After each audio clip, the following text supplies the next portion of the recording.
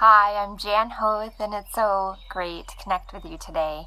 I'm really excited to share with you the content of today's video because it's about something that I think pretty much everyone deals with, and it's about being sick. And I'm calling this the art of being sick because I've realized in my own experience of being sick and being the caretaker of others that there really is an art form to it.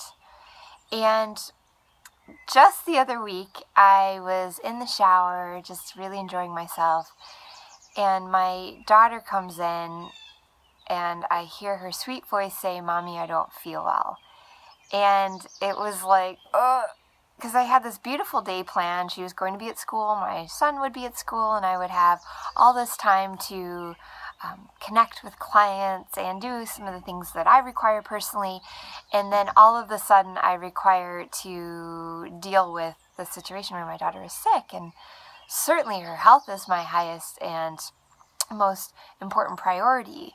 And yet I know we all have that experience of like, I don't have time to be sick, or I don't have time to care for someone who's sick. And so what I'm inviting you into today for this video is the idea that there really is an art to being sick. And I know I've witnessed it in my own world not that long ago. I don't get sick that often. And not that long ago, I had a terrible head cold for several weeks on end. And really being in the middle of that, and then of course coming off the winter season with my children, I got so clear on essentially there's about 3 steps or 3 phases I'm calling to the art of being sick. And the first one is to surrender. That it's like, I can't change the fact that my daughter was not well enough to go to school that day. And so there was a certain level of I could fight it, but the truth is she wasn't well enough to go to school. Or I could surrender to what was going on and then really be with the flow of that, adjust my schedule as necessary. What do I require to do to nurture her? How can I really honor everyone involved? And yet, firstly, surrender to the shift in program, if you will.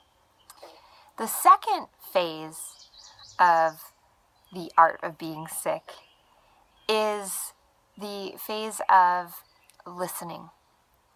And if you haven't been privy to her work, there's a wonderful author called Louise Hay, and one of her books, a very simple book that you can get on Amazon.com for just a couple bucks, is called Heal Your Body. And what I believe, and I invite you into this conversation to consider, if you haven't already opened yourself to this perspective, is that our bodies are always speaking to us. And in my experience, personally and professionally, time and again, I have seen it where the body turns into dis-ease because it's trying to say something. And so there's this phase experience of listening and getting quiet and listening to that part of your body that's speaking to you. If your mind's hurting or if your arms are hurting, like what does that really mean? Like, what is it trying to say? Is your back hurting? Do you need to lay down? There's different levels of listening to your body, of the basics of, well, I'm really tired, I need to lay down. And then there's the next level of, wow, my back's really achy. Where do I need support? Like my foot is hurt. Where am I not taking a step?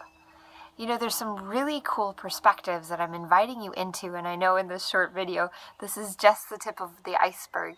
So I just wanted to give you this little snippet that perhaps there's something else to listen to when it comes to your body.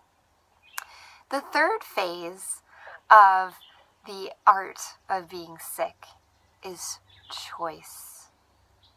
Once you've surrendered, once you've begun to listen to your body, then you really actually have a choice in the healing process. You can choose to continue to suffer the experience that you're having. Like me and my head cold, I know there was a point where I was just like, okay, I'm ready to be well. And it took a little bit of time, but it was almost like a miraculous healing that once I made that decision, that I really choose to be healthy now. Like, I've surrendered, I've listened to the messages that were coming through, and now I'm really ready to be healed.